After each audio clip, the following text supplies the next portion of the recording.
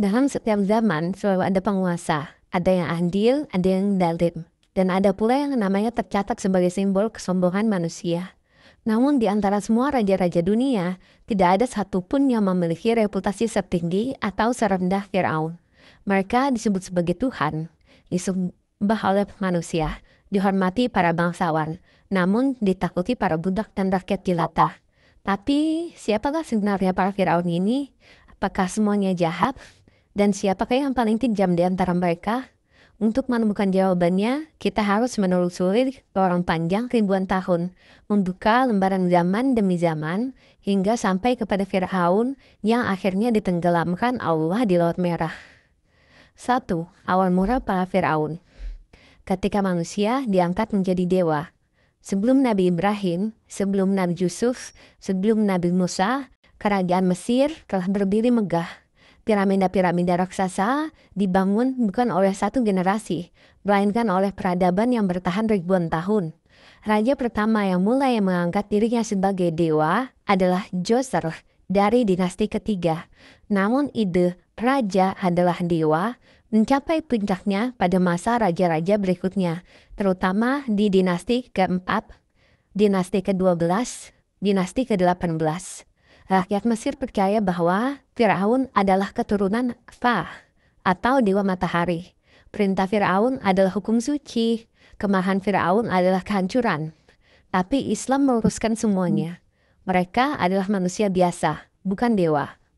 Firaun pertama, Narmer, pendiri kerajaan. Lebih dari 5.000 tahun lalu, Mesir bukanlah negara besar. Ia hanyalah kumpulan desa kecil di sepanjang sungai Nil. Hingga muncul seorang raja muda bernama Narmer, pemersatu Mesir Hulu dan Hilir. Ia bukan Fir'aun yang paling jahat, namun ia adalah yang pertama membangun fondasi kekuatan absolut. Raja adalah dewa, dewa adalah raja. Sejak hari itu, gelar Fir'aun bukan sekedar pemimpin kerajaan, melainkan simbol manusia yang dianggap Tuhan. Dan babak kegelapan pun dimulai. 2. Firaun kezaliman atau Senusret ketiga. Berabad-abad kemudian, lahirlah seorang raja ditakuti musuh dan ditangisi rakyatnya. Dialah Senusret ketiga, Firaun yang disebut Sang Singa Mesir. Di masanya, rakyat yang melawan akan hilang tanpa jejak. Para budak bekerja hingga mati. Dan penindasan menjadi hukum negara. Mesir memang makmur, tapi penuh darah. Dalam catatan arkeologi, ia disebut sebagai Firaun yang kejam namun cerdas. Tetapi dalam catatan langit, ia adalah tercatat sebagai kezaliman yang tak terhitung. Selanjutnya, Firaun pada masa Nabi Ibrahim, raja yang tidak disebutkan namanya. Dalam Al-Quran diceritakan bahwa Nabi Ibrahim pernah berhadapan dengan seorang raja zalim. Apakah engkau tidak memperhatikan orang yang mendebat Ibrahim tentang Tuhannya? Quran Surat Al-Baqarah ayat 258. Banyak orang menyangka dia adalah Fir'aun, tapi Al-Quran tidak menyebutkan itu. Ia hanya raja zalim dari wilayah yang disebut Masar, Mesir. Islam tidak membahas detail identitasnya karena bukan itu pelajarannya. Yang penting adalah kesombongannya, bukan gelarnya. Selanjutnya, Fir'aun masa Nabi Yusuf, raja yang berbeda dari masa Nabi Musa. Ada masa Nabi Yusuf, Al-Quran memakai kata Al-Malik atau Raja. Quran Surah Yusuf ayat 43. Bukan Fir'aun. Sejarah mengungkap ini akurat luar biasa. Karena pada masa Nabi Yusuf, Mesir diperintah oleh Hyksos, kaum asing dari Asia yang bukan keturunan Fir'aun. Mereka memakai gelar Raja, bukan Fir'aun. Ini membuktikan detail Al-Quran yang tepat secara historis. Nabi Yusuf diberi kekuasaan mengatur pangan hingga Mesir menjadi pusat dunia.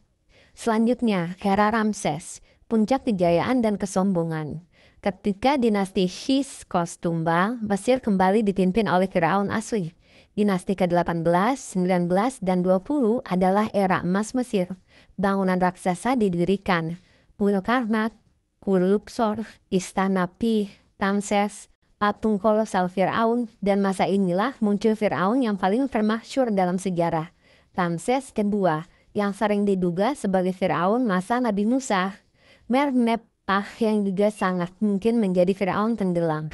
Siapapun di antara mereka, Al-Quran menggambarkan karakter Fir'aun. Sesungguhnya Fir'aun telah berlaku sombong dan membuat kerusakan. Quran Surah Yunus ayat 83. Dia bukan sekedar raja kejam. Dia mengaku secara terbuka bahwa ia adalah Tuhan. Selanjutnya, bayi Musa, divisan harapan yang mengguncang istana. Ramalan beredar di istana kala itu. Seorang anak Bani Israel akan menjatuhkan kekuasaan Firaun. Maka diperintahkanlah pembantaian massal. Dia membunuh anak laki-laki dan membiarkan hidup perempuannya. Quran Surat Al-Qasas ayat 4.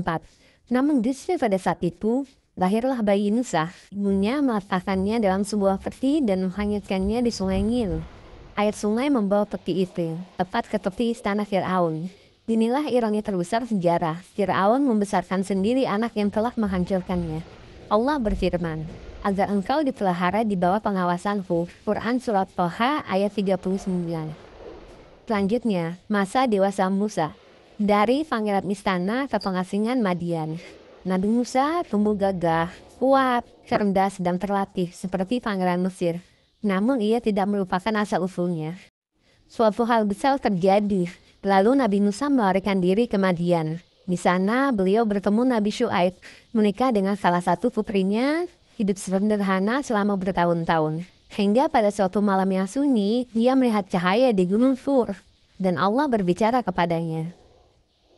Pertemuan Nabi Musa dan Fir'aun, sebuah kepribadian besar yang bertabrakan.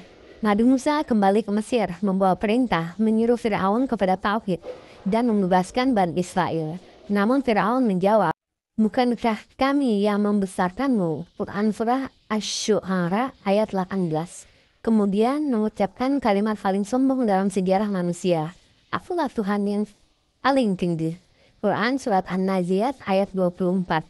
Maka turunlah mukjizat demi mukjizat. Pertama, Nabi Musa berdiri di hadapan Fir'aun, penguasa yang diselimuti kesombongan. Para pembesar Mesir memandangnya dengan angkuh. Lalu Nabi Musa melempar tongkatnya. Tongkat itu jatuh dan berubah menjadi seekor ular raksasa yang hidup, berlesis dan bergerak cepat. Para penyihir Mesir menelan ludah. Ini bukan sihir yang mereka kenal. Mereka melihat kehidupan bukan ilusi. Allah berfirman, Quran Surat Toha ayat 20. Lalu Musa melemparkan tongkatnya, maka tiba-tiba ia menjadi ular yang merayap dengan cepat. Ular itu mengoyakkan seluruh kesombongan Fir'aun, namun hatinya tetap membatih. Mukjizat yang kedua, tangan Nabi Musa yang bercahaya. Nabi Musa memasukkan tangannya ke dalam bajunya. Para bangsawan Mesir menunggu dengan wajah mengejek. Namun ketika tangannya keluar, cahaya putih terang bersinar dari kulit Nabi Musa. Bukan cahaya sakit, bukan penyakit, tapi cahaya suci yang bersinar dengan memukau. Istana dipenuhi cahaya tak biasa, hingga para penjaga menutup wajah mereka. Allah berfirman, Quran Surat An-Naml ayat 12. Masukkan tanganmu ke leher bajumu, niscaya ia keluar menjadi putih bersinar tanpa cacat. Namun sekali lagi Fir'aun menolak. Mukjizat ketiga, bencana belalang, hancurnya ladang Mesir. Ketika penolakan berubah menjadi kesombongan, azab pertama datang. Langit Mesir tiba-tiba gelap oleh belalang yang berjumlah tak terbayangkan. Belalang itu memakan seluruh gandum, kurma, dedaunan hingga Mesir yang subur berubah menjadi tanah yang hangus dan tandus. Orang-orang Mesir berlari sambil menjerit, "Wahai Musa, mohonkanlah pada Tuhanmu." Namun saat azab dicabut, mereka kembali membangkang. Allah berfirman, Quran Surat Al-A'raf ayat 133. Lalu kami kirimkan kepada mereka taufan, belalang. Selanjutnya, kutu, azab tak terhindarkan. Setelah itu, datanglah kutu yang memenuhi rumah, rambut, pakaian, tempat tidur, hingga makanan orang-orang Mesir. Tak ada yang bisa duduk tanpa digigit. Tak ada yang bisa tidur tanpa tersiksa. Para pembesar istana ketakutan. Namun Fir'aun tetap berseru, "Aku adalah Tuhan kalian yang tertinggi." Selanjutnya, Katak yang menguasai Mesir. Belum selesai dengan kutu, Mesir diguncang lagi. Katak melompat dari setiap sudut. Sumur, tungku roti, tempat tidur, panci, istana, hingga mahkota Fir'aun. Suara katak memenuhi malam, dan rakyat Mesir tak bisa beristirahat, angkat tangan mengusir puluhan katak dari wajah mereka. Setiap makanan yang hendak disantap selalu saja dilompati seekor kapak. Mesir hidup dalam kekacauan. Selanjutnya, air berubah menjadi darah. Azab paling mengerikan datang ketika seluruh air berubah menjadi darah. Air sungai Nil yang biasanya putih kebiruan kini merah pekat. Firaun merengut, ngeri melihat sungai kesayangannya berubah seperti genangan darah korban peperangan. Orang-orang Mesir kehausan. Mereka menggali tanah, namun setiap tetes yang keluar tetap menjadi air berwarna merah. Anehnya, jika Bani Israel mengambil air itu tetap jernih. Tapi saat orang Mesir menyentuhnya, ia berubah kembali menjadi warna merah.